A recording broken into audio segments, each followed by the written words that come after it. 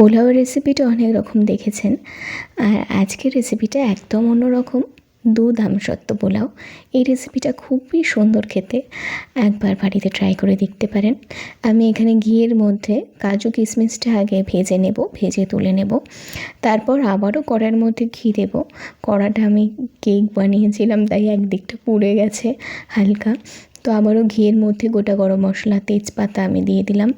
দিয়ে আমি একটু নাড়াচাড়া করার পর দিয়ে দিলাম আদা বাটা দেওয়ার পর আমি আরও একটু নাড়াচাড়া করে নিলাম। আর গোবিন্দভোগ চালটাকে আমি ধুয়ে রেখে ভালো করে জল ঝরিয়ে রেখে দিয়েছিলাম। এটাকে এবার মুড়ির ঘন্ট করার জন্য যেমন ভাজা ভাজা করতে হয়, সেরকম একটু ভাজা ভাজা করে নেব। দেখতেই পাচ্ছ ভাজা ভাজা হয়ে গেছে। এই অবস্থাতে আমি এর মধ্যে গরুর দুধ দিচ্ছি। তোমরা চাইলে আমুল স্প্রে দুধ দিতে পারো। আমার কাছে গরুর দুধটা অনেকটাই ঘন ছিল, সেই কারণে আমি এটা ইউজ করলাম। তো দুধের মধ্যে আমি অল্প একটু জল দিয়েছিলাম, কারণ পোলাওটা যতটা বানাবো সেই বুঝে তো আমাকে জলটা দিতে হবে, না হলে তো সিদ্ধ হবে না। সেই কারণে আমি দুধের মধ্যে জলটা সেরকম দিয়েছিলাম।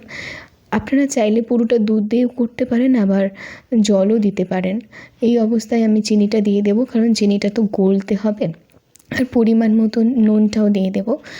অন্যান্য পোলাও যেমন নুনটা একটু বেশি লাগে, এখানে কিন্তু নুনটা খুব একটা বেশি লাগবে না, কারণ এটা একটু মিষ্টি মিষ্টি পোলাও, দুধ আমসত্ত্ব পোলাও।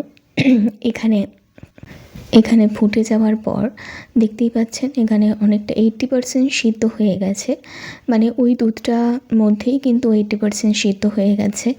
এই অবস্থাতে আমি এটার মধ্যে আর কিছুই দেব না।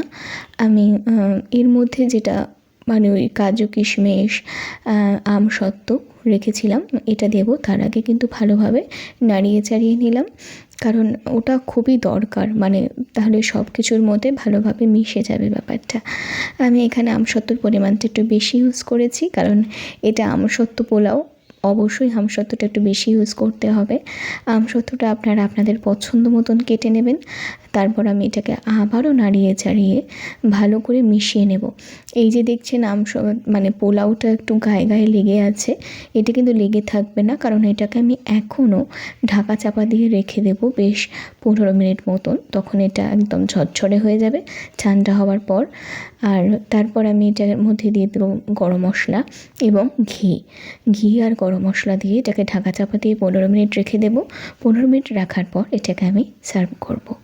আর এটা আমি সার্ভ করার ভিডিওটা করিনি, কারণ আমার পরিস্থিতিটা সেরকম ছিল না, আমি আগে থেকেই বলে দিলাম।